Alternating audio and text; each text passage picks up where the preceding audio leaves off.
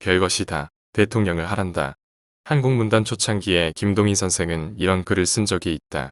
별것이다. 소설을 쓰랜다. 되지도 않은 글을 써서 소설이라고 내놓는 사람이 있는가 하면 남의 글을 베껴 쓰면서도 자기 글인 것처럼 문학지에 발표를 하거나 일본 사람 글을 번역해 놓고도 제 것이냥 콧날을 세우고 있는 몰골을 보면서 그렇게 자주적이고도 한탄스러운 글을 쓴 것이다.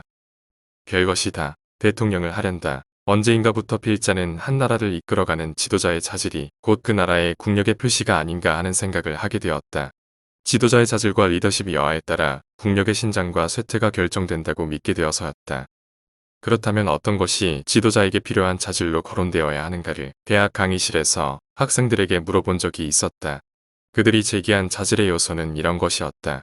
비전, 신념, 용기, 청렴, 정직, 겸손, 독성, 통찰력, 판단력, 결단력, 설득력, 사명감, 포용력, 추진력, 신뢰, 인내, 체력, 지혜, 사랑. 어느 하나도 버릴 것이 없는 자질의 요건임이 분명하다. 그러나 덜컥 겁이 나기 시작했다. 위에서 지적된 자질을 소유한 대통령감이 우리나라에 과연 몇 명이나 될까 싶어서였다. 그러나 어쩌면 필자의 성급한 성격이 그러한 실망감을 먼저 내비친 것이 아닌가 하는 생각도 없는 것은 아니다. 히틀러의 속셈을 꿰뚫어보고 세계 2차 대전을 승리로 이끈 처칠의 강력한 리더십도 하루아침에 형성된 것이 아니지 않은가 하는 생각이 들어서였다.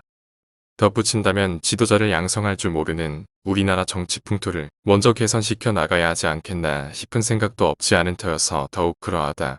그러나 아무리 그러하다 하더라도 누구인가를 선택할 수밖에 없는 막다른 길에서 선택한다면 어떤 방법이 있을까? 미국의 어떤 기자는 미국 최악의 대통령 10명에 관한 이야기란 책을 썼다. 이런 지도자를 선택하자는 것이 아니라 이런 지도자를 선택해서는 안 된다는 책이다. 방향감각도 목적의식도 없으면서 독선적이고 미래에 대한 비전 하나 제시하지 못하는 사람, 용기도 결단력도 없이 우유부단하면서도 배신을 일삼는 사람, 인간적인 따뜻함이란 눈곱만큼도 없이 단 한 번의 악수만으로도 모두를 적으로 만드는 사람, 인색하기 짝이 없으면서 철저하게 침묵과 무활동으로 일관한 사람, 대통령직을 사적인 영달로 간주하면서 게으르기 한량 없는 사람, 걸핏하면 흥분하고 타협을 수치로 알면서 아나무 인격의 사람.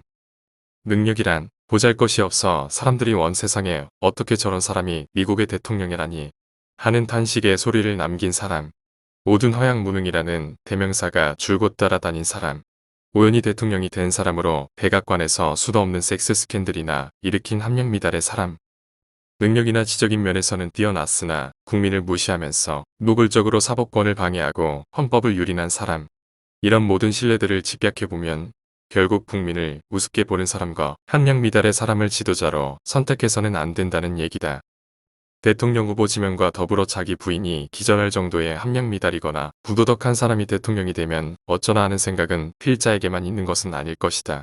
이제부터는 어떤 사람이 지도자가 되어야 하느냐를 논하기보다는 어떤 사람이 지도자가 되어서는 안 되는가를 따져보는 것이 오히려 쉬울 것 같다.